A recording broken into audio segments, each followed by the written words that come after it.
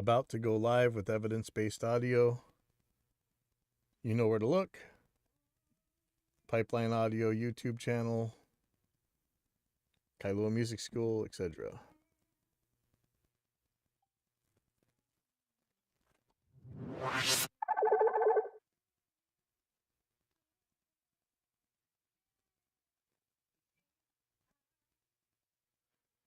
Hey, welcome to evidence-based audio. It's number 217.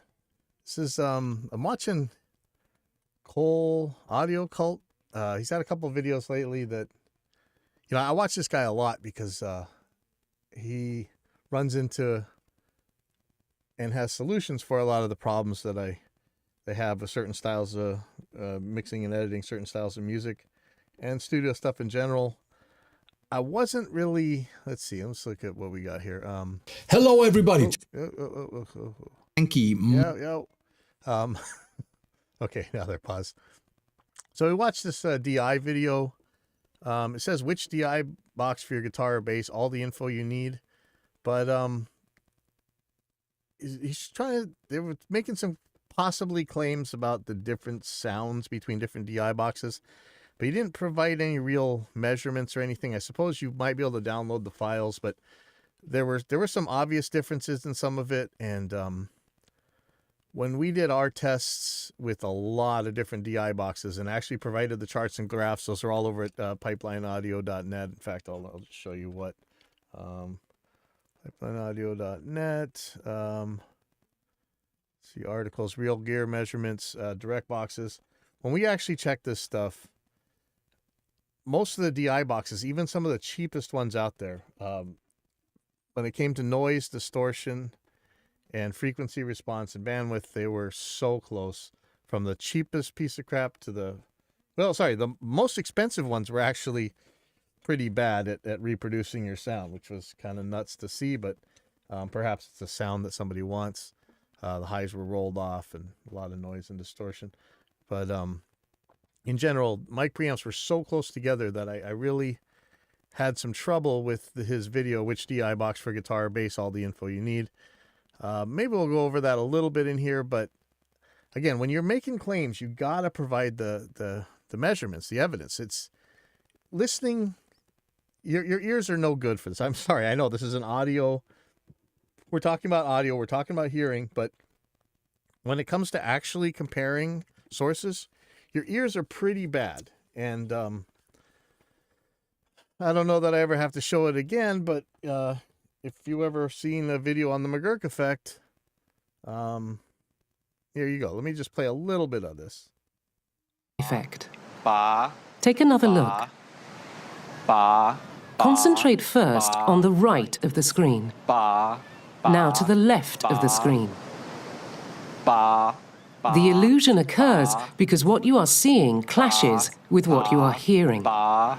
In the illusion, what we see overrides what we hear. So the mouth movements we see as we look at a face can actually influence. So our ears are, when we're trying to be technical about this stuff, our ears are garbage for comparing things. So just listening to some examples, but in the case of the DI box, it seemed like some of the examples were extremely different in the first place before they really hit the DI box, or perhaps how the gain was staged on the DI box. I don't know. But you got to provide the measurements. So let's take a look at this. This is the one that we always talk about as mic preamps. People believe that different mic preamps have like these magical capabilities, but in general, as we've shown in the same kind of tests, they are so close to each other. Any decent mic preamp. There's some cheating going on. Some devices do have a little bit of a cheat there, but let's see. I had one of these pictures. They're showing a bunch of different converters here and mic preamps, and they are nearly all ruler flat. And notice the AMEC 9098, which is a high dollar mic preamp. They just boosted the EQ at the very high end. I mean, you can do that with your equalizer and your DAW anyway. But for the most part, everything is pretty damn flat. They're all flat to within a decibel, plus or minus. And that is so ridiculously flat. Don't tell me you're going to hear that in the mic preamp. Now, distortion and noise, there was some noise differences. They weren't huge, sadly. But there were some noise differences between some of the more expensive ones and some of the quieter ones. Again, you don't always get the quietest, lowest noise from the most expensive device. So when you always hear that saying when people say you get what you pay for, it's just not true. So anyway, let's go on, watch what he's talking about, these mic preamps. So he says, today's German producer Christian Kohle aborted Powerwolf, Electric Callboy, Tom, Van Canto, Emil Bulls. Compare 3 great sounding mic preamps on vocals, from affordable to expensive, from clean sounding to highly colored sounding. All right. We talk about colored all the time. What do people mean by colored? Distorted, or do they mean that it's not getting the EQ right?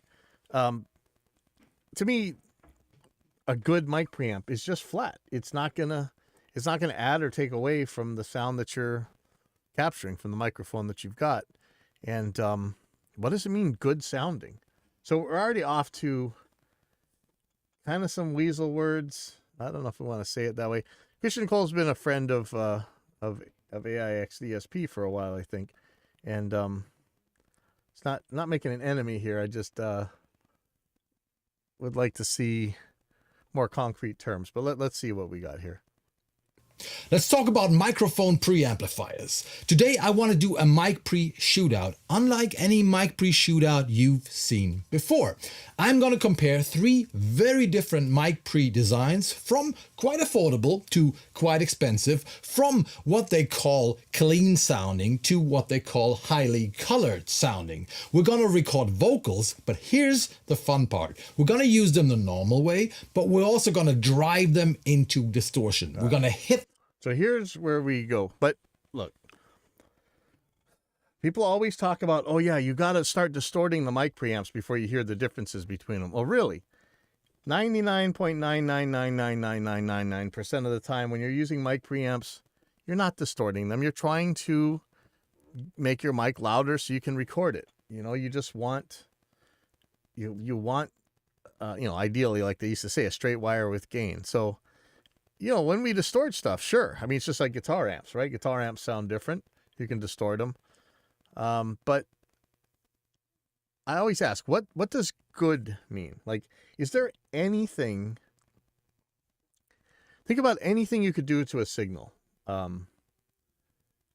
Let's say it's a treble boost at a certain frequency, a distortion. Is there anything that you would always want on any source? I could see that the distortion I wanted to hear on a guitar, I don't want to hear on my kick drum. If I want to boost 6 decibels at 4K on some amplifier, I would hate that on some noisy thing. So what are you talking about good? So, to me, I would rather just have perfect because that's easy to measure. Don't change anything. Just make it louder. But anyway, let's see what's going on here.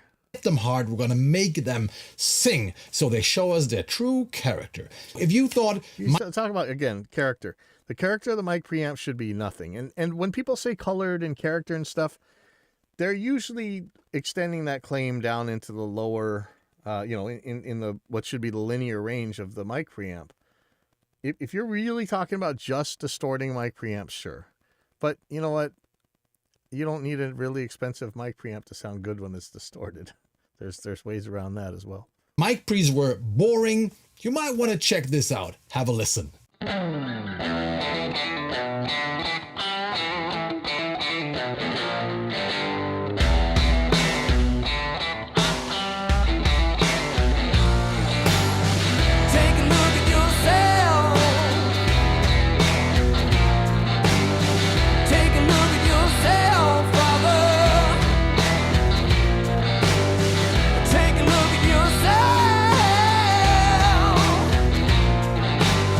To me, that sounds awful, distorting the vocals like that. But I'd probably rather do it with the plug-in than with committing it to tape where you can't get it back. Again, and that's the other thing. There is no sound that a mic preamp can make that you can't theoretically emulate with a digital process, and most likely there's already a plugin that will get you exactly the sound you're looking for. It's not like people claim there's some magic thing that's in the analog world that can't be duplicated in digital, and it's just not true. Every time they try and show it, they fail, you know. So take a look at yourself. You shouted me for my mistakes while sitting in your mental cage.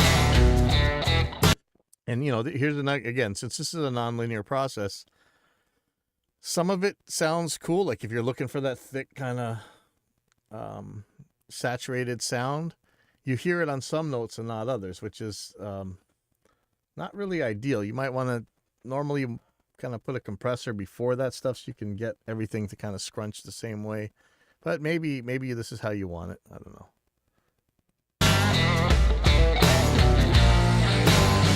When I was young, I didn't want to fly. I just walked like the other guys. I had to learn nothing comes for free. I fell a lot onto my bloody knees. Take a look at yourself. Take a look at yourself, brother. Take a look at yourself. Take a look at yourself. You shouted me for my mistakes while sitting in your mental cage.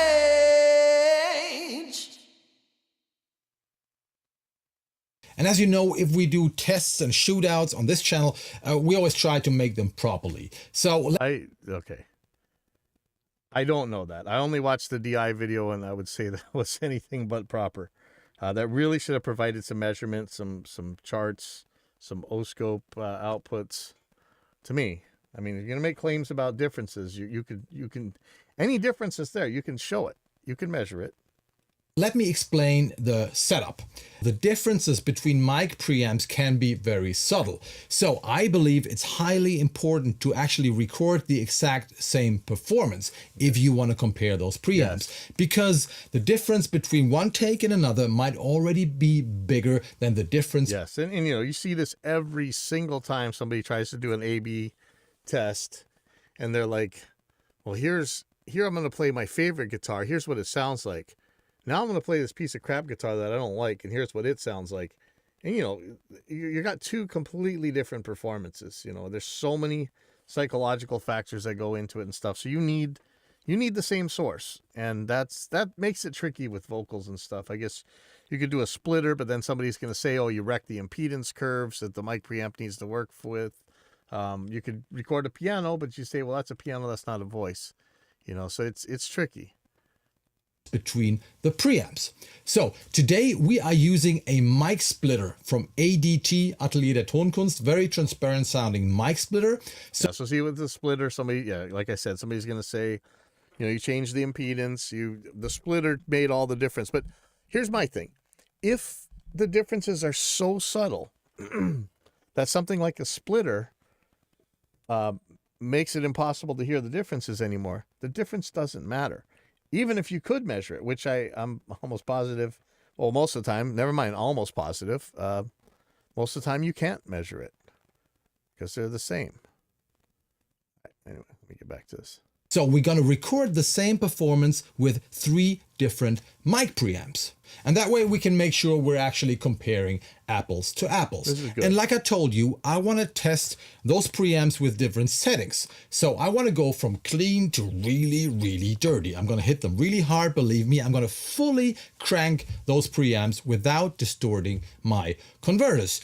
Good. I have invited a good friend of mine, René. He's the singer, guitarist, and producer of the band White. You really want to check out that band. They're great. There's a link below. Vintage rock band with jazz and disco and space rock influences. Check them out. They're great. You just heard him. And he spontaneously came up with a riff and a song, and we recorded that. And I made him record the song, made him perform a few times. And we were going from clean to more and more distorted. Lots of fun, right? The microphone we were using is a Austrian Audio OC818. This is the smaller brother. Actually, my favorite vocal mic at the moment. You can just throw it at anything. Actually, one of my desert island microphones, because it just sounds great as drum overheads, great on a guitar cab, great as a vocal mic. Highly recommended. Links to all the gear below as usual. So we were going from that microphone into the ADT mic splitter, another link below, into the 3 preamps. And now it's time to introduce our 3 contenders. Let's see this mic real quick. People have been talking a lot about this Austrian audio stuff lately. Check it out.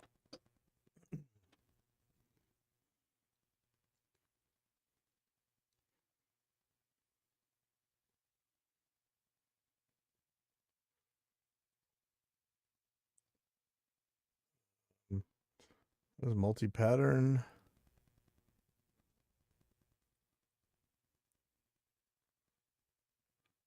Pads. High pass filter looks like. This looks cool.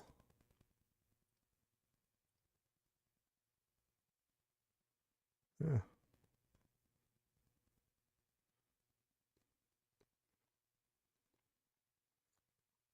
C12 style capsule. So it's kind of a 414-ish kind of thing. Okay, cool. The first one is this. It is the Audient ID24. And you might say, hey, why is he showing us like an affordable interface, USB interface or something? Well, there's something you might... Because it's got a mic preamp on it, and that mic preamp tests as good as any other of these mic preamps. That's why. I mean, it's sad that that's even a question. And I wonder, you know, I mean, how much of that is actually a question from the marketing guys versus the question from the actual consumers? If you don't go to an audio forum and get your head filled with all this garbage about, you know, wine tasting, Stradivarius snobbery stuff where you got to buy this $5,000 mic preamp, you probably say, "Hey, this thing is a mic preamp. What's the difference? I was going to use this. It costs less and it does the same job. Might do a better job." Might not know about this mic pre. The cool thing about Audient is that they have put their Class A mic pre taken from their big analog consoles, which sound great, by the way. I wonder if they actually Class A. Is that Class A or is that small signal Class A? Again, if you want to get into microphone classes, again, we have mic preamp classes or amplifier classes. We talked about this before. I used to make a big part of my religion that I used to be part of. And the reason I do this show, we believe that you could only use Class A mic preamps. But really, under ABX testing, people can't tell the difference. So, there you go. Into the entire ID range. So if you buy any of the ID interfaces, smaller or bigger one, you get exactly the same mic pre like you get in the bigger Audient consoles. And that mic pre sounds great. I've just worked on their biggest console in London a few months ago and made a great sounding drum recording. So this is a highly recommended mic pre, especially if you don't have the money to afford. No. Not especially if you don't have the money. If you can't make a good sounding album on these mic preamps or the Focusrite ones or even the Behringer ones, as much as you guys hate to say it, you suck. And that is not where you want to chase spend your money as a budding engineer learning how to do things. A better, in quotes, mic preamp or a more expensive mic preamp is not going to make you better sounding recordings if you're having problems getting those recordings from your Focusrite or whatever you own, your PreSonus. Doesn't matter. Spend the extra money. You're not going to get anything out of it. I'll stand by that. I know that's blasphemy, but you're not going to get anything out of it. Go spend all the money in the world. The only thing you could get out of it is psychological. You might feel better that you're using this more expensive mic preamp. It's a placebo. Or, you know, if you do have customers, there are certain mic preamps that certain people expect to see, and if you don't have those, you're going to make them have a bad take because psychologically they expect to see this other Magic Pixie Dust box because that's what they've been told all their life. And so all the science in the world's not going to help them. You know, we still got flat earthers out there as well. So in that case, it's worth spending The money maybe, but again, you're never going to get better sounding mic preamps, whatever that means. You're just going to get placebo effect for your clients or you possibly. For something super fancy, this really gets the job done and sounds great. It is known to be on the clean side. That's what people say. Audient preamps sound clean. They all sound clean. So this, again, everybody talks about this stuff, and yet when you actually test them, and we've shown it a million times in this channel, especially the SOS mic preamp shootout.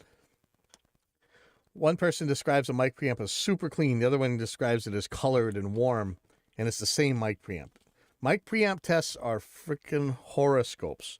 You ever seen that experiment where James Randi made this really famous, where you hand a whole bunch of different people the same horoscope, and when they check on their month, it they all say the exact same thing, but when they see it written, they think it's talking to them. It's confirmation bias.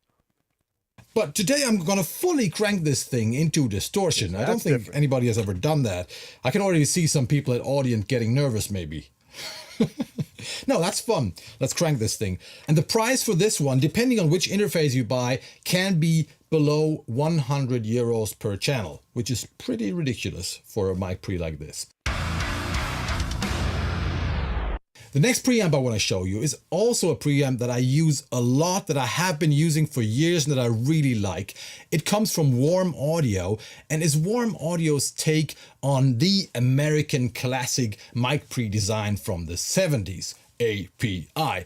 And this one is called WA412, a 4-channel preamp with around, I think in Germany it's around 300 euros per channel. So already 3 times the price of the Audient, and it's supposed to sound a lot more colored, input, output transformers. So as far as I knew, the API mic preamps were based on the Jensen 990 chip, which was a fully discrete, like we used to say in the religion, discrete class A mic preamp. And in that case, the whole point was to minimize the distortion. That's why you were going class A. The discrete components were supposed to be better for who knows what, less distortion, less noise or something. All a bunch of nonsense at this point. This is a transformer based one, it looks like. So that's going to do something. But it looks like, I can't see on the screen, but it looks like this is the 990 circuit right here. See this little square right here? Let's go to Jensen 990 up amp. Let's go to images.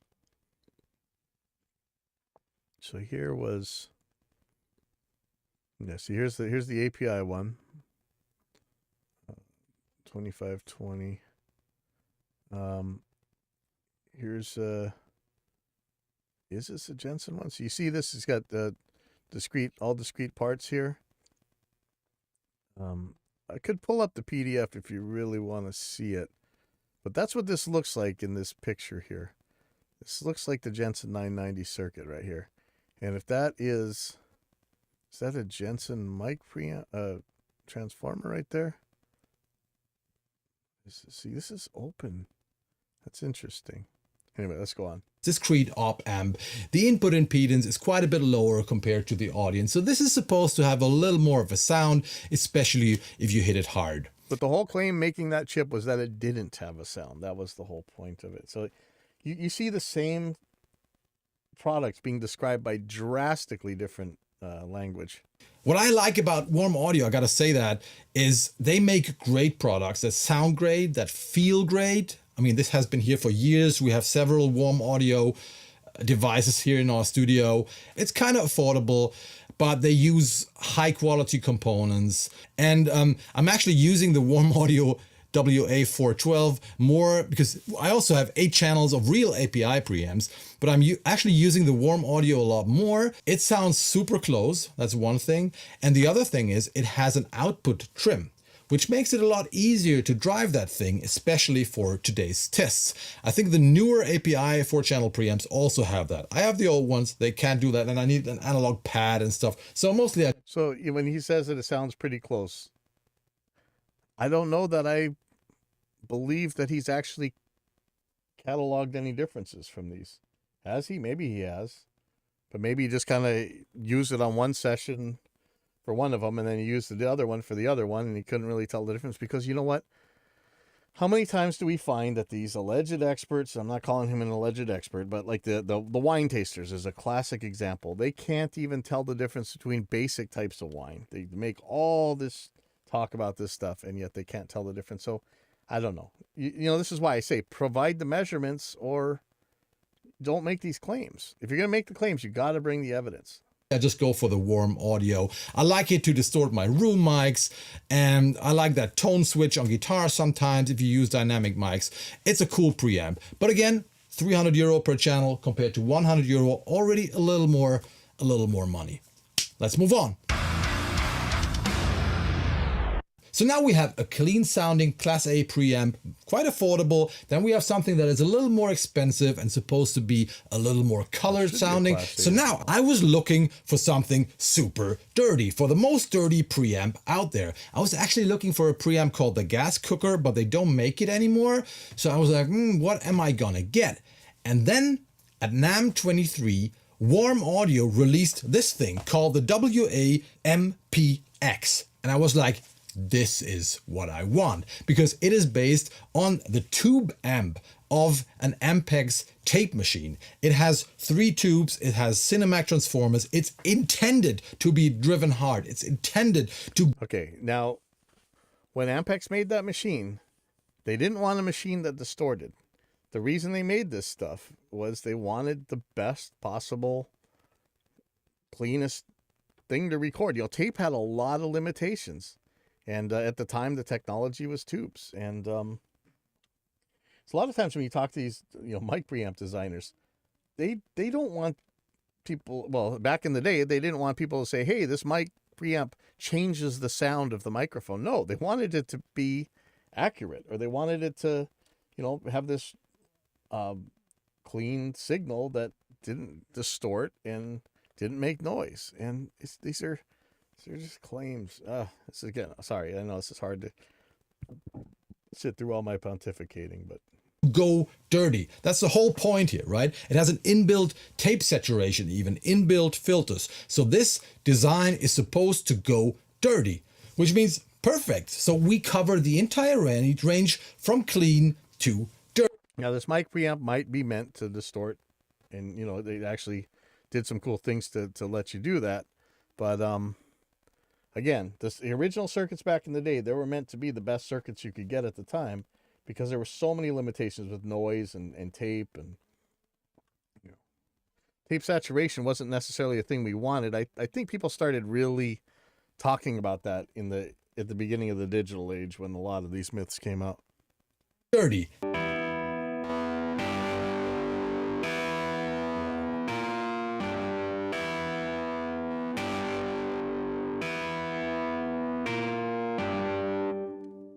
Right now, the price for one channel here is €600 to €700.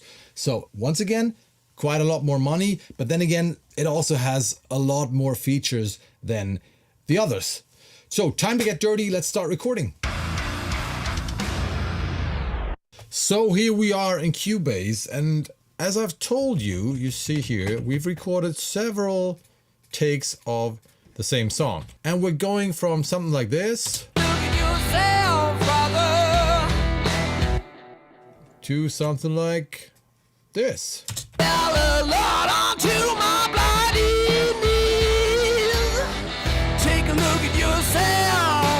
So from clean to very, very distorted. Let's start with the clean recording, and you can always see those 3 tracks. The first one is always the Audient. The second one is the Warm Audio WA-412. Okay, now these look different. Why? It's tempting to say that these are acting dynamically different, but it looks to me like the gain wasn't matched properly. This one's the loudest. This one is in between. This one's the quietest. So the Audient was the quietest. So right off the bat, if we do a clean test here, most people are going to say that the Audient sounds the worst just because it's the quietest. The Warm 412 is going to probably sound the best to most people because it's the loudest. However, if you get to see what's what, I have a feeling the warm tube is going to sound the best to a lot of people because it uses the word tube. I'm not sure how he's going to handle this, but that's my prediction how most people would perceive this difference. These should be pretty much exactly the same. If you went and hopefully he's going to do this, but if you go and actually level match these, then try and flip the polarity on them and null them, they're going to null pretty close. If he doesn't do this, then honestly, shame on this video. Like this, to me, the DI one was pretty bad, but if you don't do a null test here, that would be very bad. Let's see what happens. And the third one is the warm audio tube preamp, the WA-MP-X that you can see right here. And I will be unmuting those tracks. You can see that here. And sometimes I will just solo them like this. And I'm not using any EQ on those tracks. You might want to add some EQ later to tame the highs, especially if you distort vocals.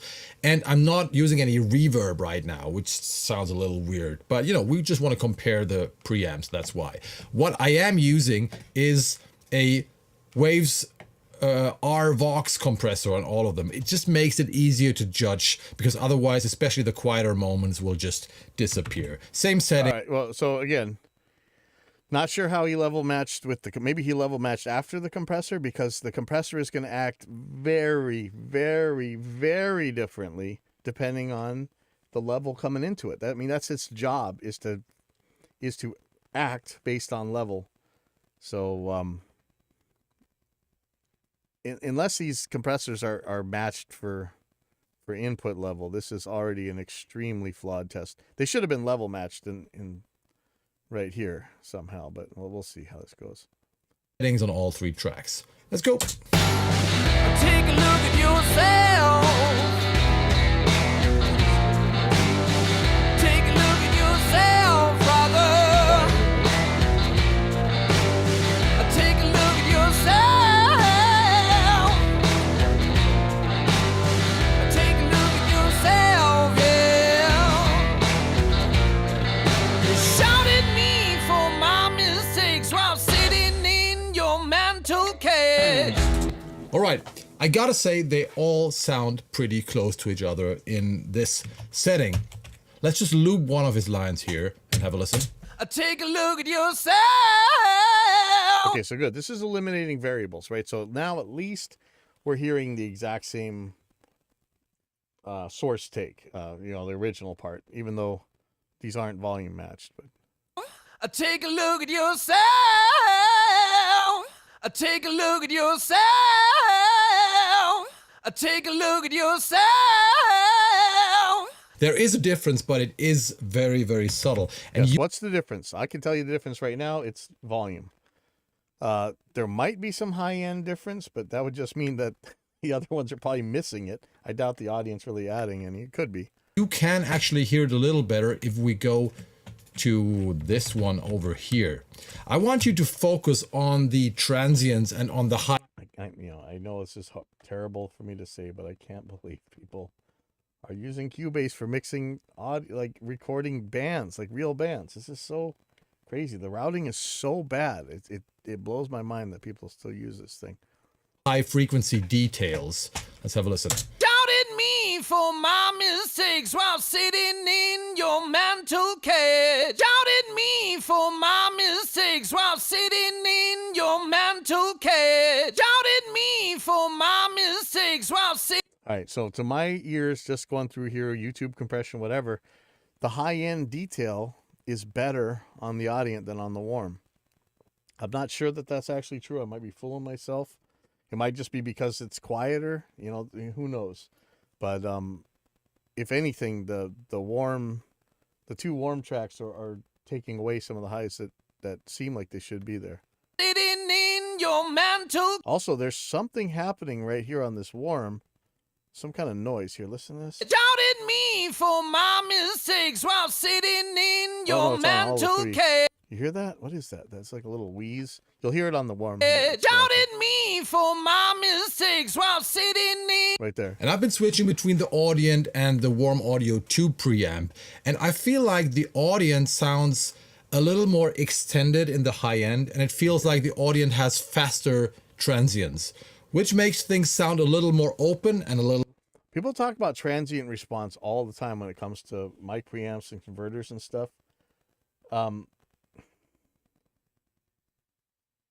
Whether or not that can actually make any difference to the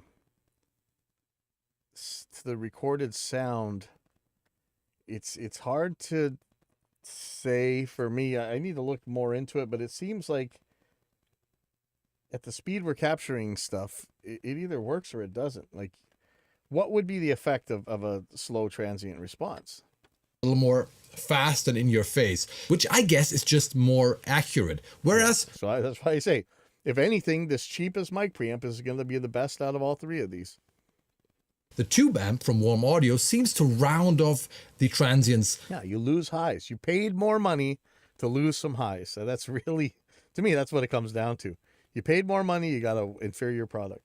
A little bit, slightly, which actually makes it sound really nice. Have another listen. Start with the audience. Doubted me for my mistakes while sitting in your mantle cage. Doubted me for my mistakes while sitting in your mantle cage. So if you have a DAW, no matter which DAW you have, it's almost positive that it comes with this special tool that completely turns your $100 a channel mic preamp, or whatever it is, €100 a channel mic preamp, into a $700 per channel mic preamp. And it's this new effect called an equalizer, or EQ. So if you pull up this effect that nobody's ever heard of called an EQ, you could turn down the highs on your cheaper mic preamp and get the sound of the expensive mic preamp, apparently. So I'm just letting you guys know that you might already have a tool there for your mic preamps that you think are too cheap to use to turn them into expensive ones. Just turn down the highs. There you go. I don't know. So I'm starting to sound cynical. I'm trying not to avoid last episode where I was so mad at these medical scammers, because they do the same thing as the audio scammers, but there's a lot more at stake when it comes to medical scams. I hope you can hear what I mean. So I feel like the audience is actually the more natural representation of what's going on. But yeah, the Warm Audio just sounds, especially in this case, sounds a little nicer maybe, because we have a very aggressive vocal take and it tames things a little bit and makes it sound a little more round and warm. Nevertheless, this is really, really close. I also want to show you the WA412, which is actually closer to the tube amp. Let's switch one more time between the three. Doubted me for my mistakes while sitting in your mantle cage. Doubted me for my mistakes while sitting in your mantle cage. Doubted me for my mistakes while sitting in your mantle cage. There is no difference in quality for me. It's just the Warm Audio preset and make things sound a little more, I don't know, how do you call this? A little warmer. It's Warm Audio. As they say, throw a wet blanket over your guitar. It's a warm blanket. Right? Or it's a warm So guitar, now it depends on what you want. If you want something really accurate, I would actually go for the audience. If you want accurate, buy the cheap mic preamp. If you want it to sound warm, buy the cheap mic preamp and throw your equalizer on it. Don't buy this high-end garbage unless it has a feature that you actually need. If you want something rounder, that's maybe the right word, you go for any of the Warm Audio preamps. All right, let's move on. The next thing I tried was pushing your EQ. Come on, dude. Just tell them the EQ. Now let's hear these nulled. I really want to hear these nulled. each of the three preamps like slightly into distortion. So they create some harmonics, to find a sweet spot for each of them. Let's have a listen. Take a look at yourself. Take a look at yourself, brother. Take a look at yourself. Take a look at yourself, yeah. And one thing that was surprising was that you can actually distort all those three preamps in a pretty nice way. I wasn't expecting that. Let's just go to the same line like before. Should we even say anything? Of course you can.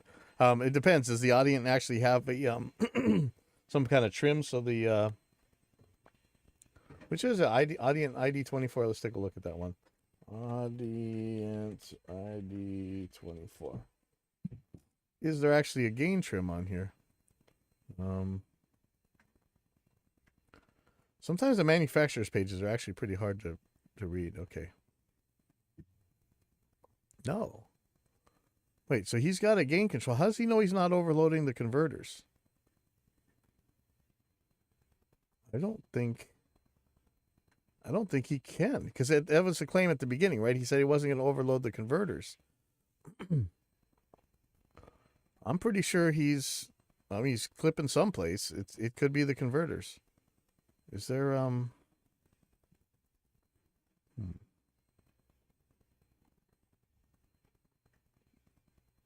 massive headroom? See, this is like exactly the opposite of what they're talking about. Massive headroom and low distortion.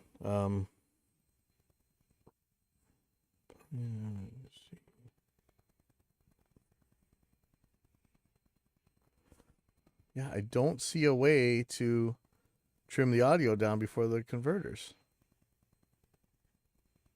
You know, it's funny because everybody says, oh, yeah, you can clip a mic preamp, but never clip the converters. It's going to sound horrible. I'm pretty sure he's clipping the converters here. Then after that, take the highs down. You know, if you are clipping the converters, you know, you're risking the aliasing problems, but not necessarily. And let's have a listen. Doubted me for my mistakes while sitting in your mantle cage. Doubted me for my mistakes while sitting in your mantle cage. Doubted me for my mistakes while sitting in your mantle cage. Doubted me for my mistakes while sitting in your mantle cage. First thing I notice is that both warm audio pre's now sound louder. By the way, I've level matched them, like the peaks are level matched. So there seems to be a little more compression going on in the two warm audio preamps. Let me just go back from the tube to the audience.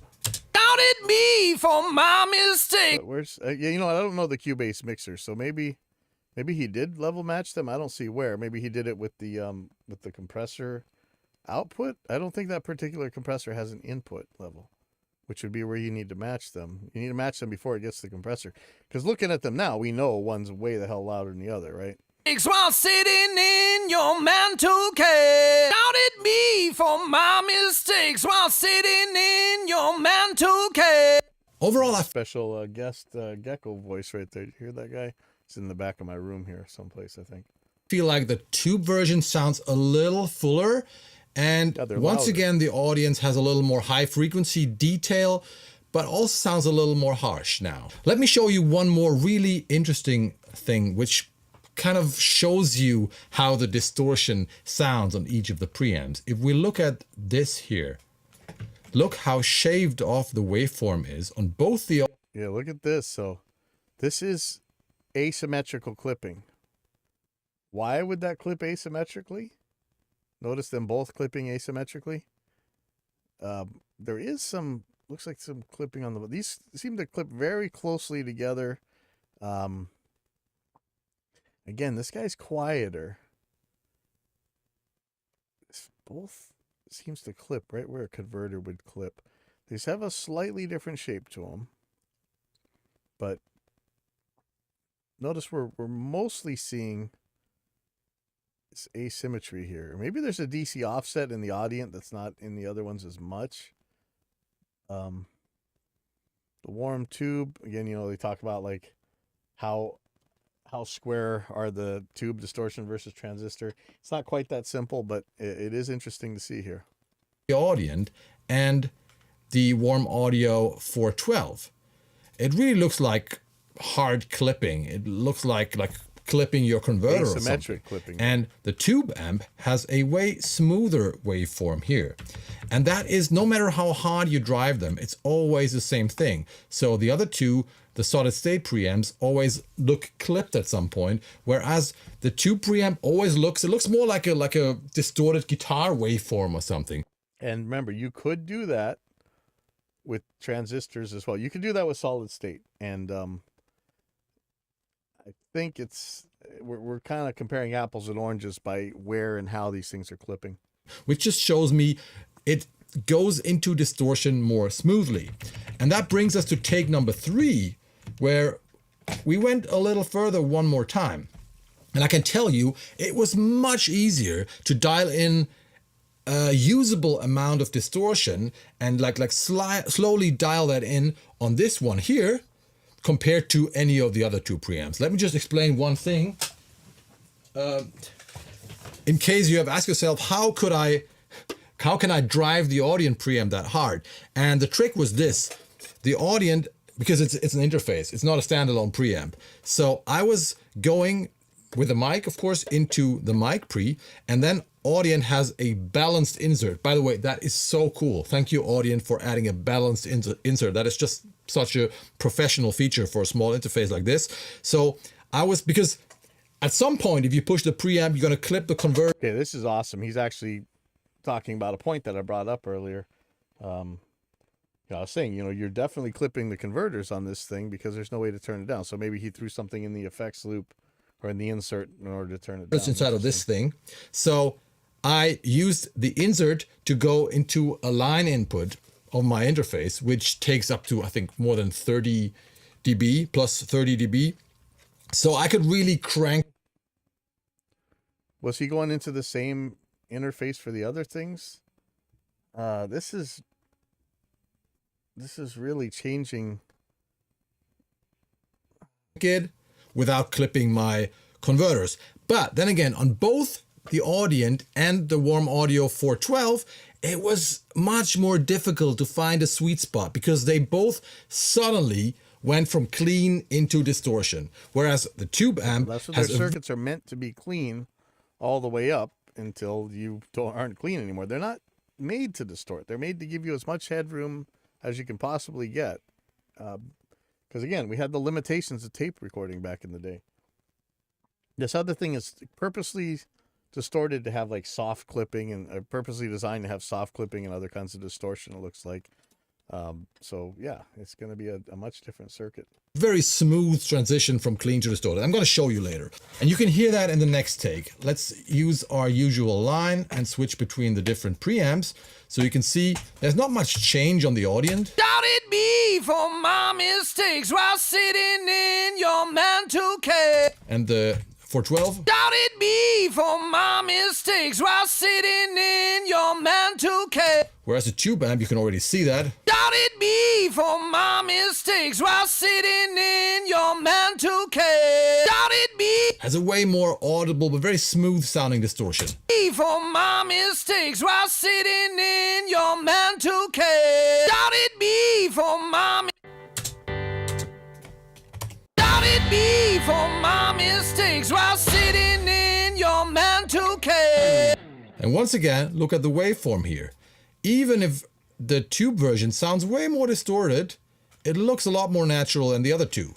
You can just tell that the other two are not intended for that kind of tone maybe. But let's go totally crazy. On the last take, I was fully cranking all 3 preamps. So that is maximum distortion coming from the preamp. Again, without clipping your converters. And you can see that right here. They all look like sausages now. Look at this. So let's see, Audient. Doubted me for my mistakes while sitting in your mantle cave. Doubted me for Has anyone ever abused an Audient preamp to do that? I'm not sure. Doubted me for my mistakes. But I'm quite excited because it still sounds cool. By the way, for a sound like this, you really need to tame the higher frequencies. Yeah. So you need an EQ in there, like I showed. You got a this thing almost guaranteed. This thing comes free with your DAW, an equalizer. There's tons of free ones out there too. Yeah, Melda has some free ones. There's a bunch of free EQs out there that you can grab. And of course, we make special ones over to AIX DSP, but guaranteed there's free EQs you'd be perfectly good with, and they will do what you need to do.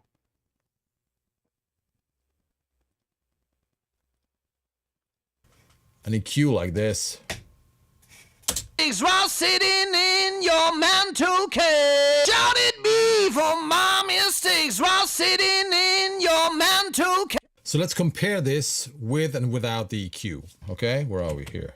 Audience? Shouted me for my mistakes while sitting in your mantle cage. Shouted me for my mistakes while sitting in your mantle cage. Shouted me for my mistakes Yeah, the audience sounds a little more nasty in the upper mids compared to the 412. while sitting in your mantle cage. Shouted me It also rounds up the highs nicely. for my mistakes while sitting in your mantle cage. Full tube distortion.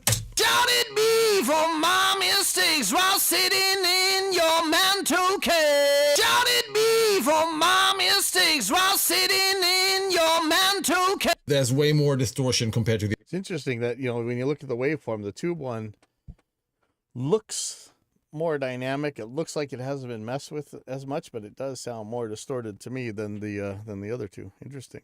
But, you know, you can do that with the guitar amps too, right? You can end up having a pretty blobby looking waveform, but be completely distorted like crazy. The other ones. The other ones just can't distort that much. Let's compare again with the filter on. Shouted me for my mistakes while sitting in your mantle cage. Shouted me for my mistakes while sitting in your mantle cage. Shouted me for my mistakes while sitting Now, a null test would tell you exactly what frequency you need to turn down to get it more like the warm. in your mantle cage. It gets closer, you see, so they can all be used for that kind of stuff. I just feel like the tube, the MPX from Warm Audio has the most complex distortion.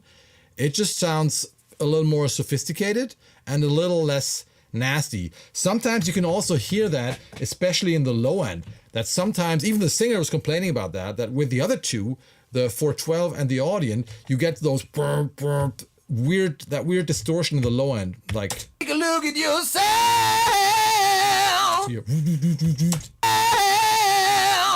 that happens a lot less with the tube design. You can just tell it's designed to be abused like that. 3 great preamps, Audient being the most transparent. So if that's what you want, I mean, you should just get the Audient, that's fine. Or if you don't want an interface, you get one of Audient's multi-channel preamps. I think they have an 8-channel version of that one, and save the money. The 412 already has a little more mojo, has a smoother top end. I think it's just missing treble. It's not, I don't know about the mojo, but yeah, like somebody said at Save Space, mojo is just noise with better press release or better PR marketing. Has a big low end, sounds really nice, and takes the distortion a little better. And the tube thing, which I will show you in a minute, is a totally different beast and can do a lot more, is a real tone machine. I mean, So I used to use tube mic preamps as guitar preamps, and we would actually record stuff and throw an impulse on after it. This is way before all the impulse craze was going, and that's how we get some guitar tones, so to say. And that's what we're going to do now. The really cool thing about this preamp is that it has 3 switchable inputs. So it has a mic input, it has a line input, and it has an instrument input. That means you can not only plug in a mic and record like we did with this. You know, we used to have that Manly Vox box, and that was awesome to use for this as well. You know, you could distort the hell out of stuff, and that was like my favorite bass plugin, preamp. You know, you do really cool stuff with it. Thing, you can also send your pre-recorded tracks through the balanced line-in into the unit and distort them later. And you can even reamp something or plug in a guitar and use the distortion there. Really, really cool. That's what we're gonna do now. So now I'm gonna take the clean Audient track. Let's go back to our line here. And I will send it through the Warm Audio through the line-in. And I'll show you all the nice features.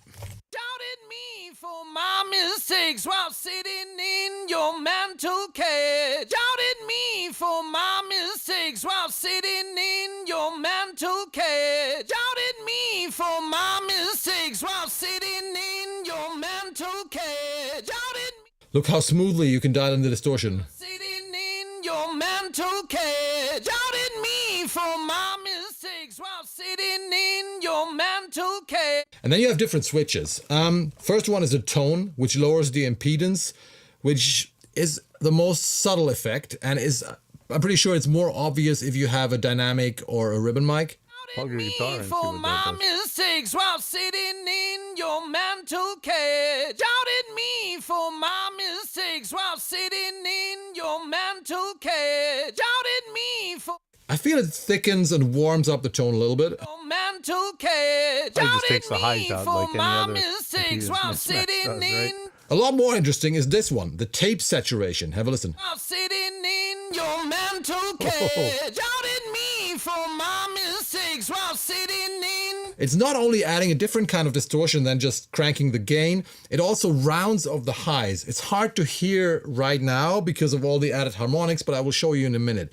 Really cool. In your mental cage. Doubted me for my mistakes. And all those harmonics lead us to the next function of here, this. which is I the don't 2 want it. kilohertz low pass filter, which is really cool. Oh, Have a wow. listen. Mental cage, doubted me for my mistakes while sitting in your mental cage. Doubted me for my mistakes while sitting in your mental cage. So that's before Doubted the me distortion for circuit, my I think. mistakes. Dear people at Warm Audio, if you want to improve this, please add more frequencies to that filter, because that filter is really, really nice.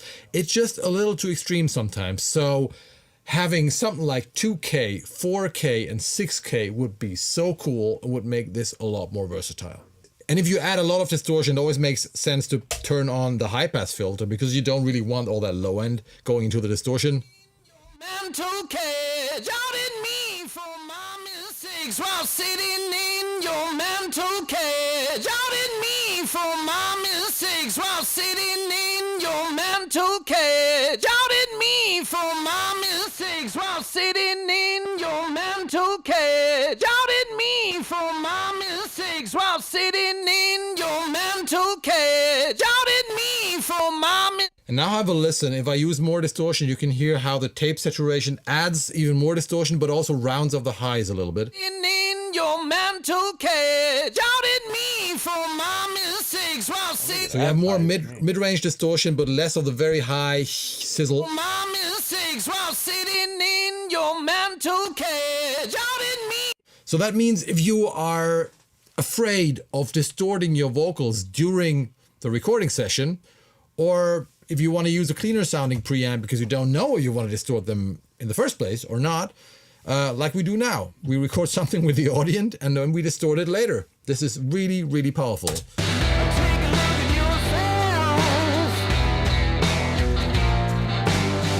Take a look at yourself, brother. Take a look at yourself. And this is not only interesting for vocals, because on the playback that you've been hearing all the time, I've actually used this one on pretty much every track. So for example, let's have a listen to the bass. The bass sounds like this.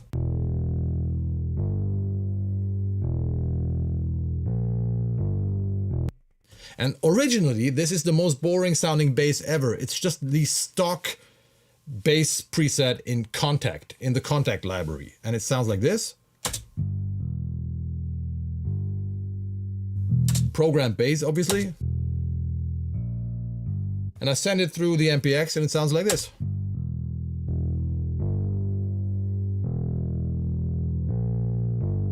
And I gotta say, in the mix, it really sounds cool.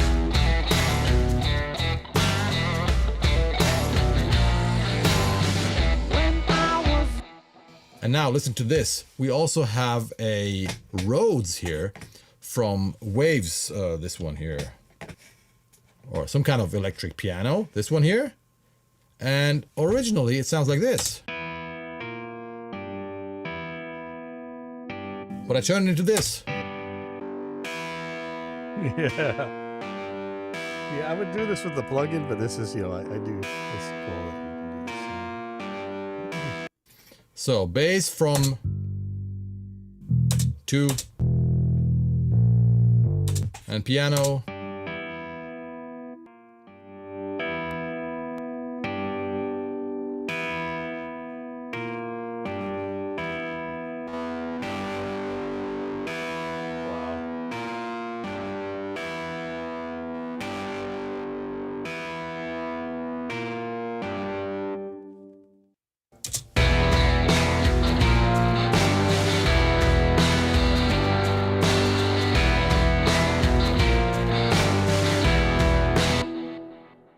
That's a real tone machine. That's a lot of fun if you want to go dirty.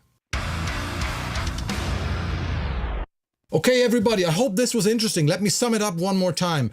We've tested 3 preamps, and I think they all have their, oh my God, in German we say Daseinsberechtigung. Their reason to exist?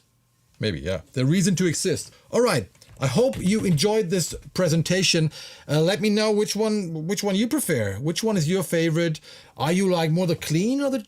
Well, he didn't make any really stupid claims, I don't think, but I don't know what we really learned other than it's really hard to test gear properly, and most people aren't willing to do it. Anyway, that's it for me for now. I'll see you guys later.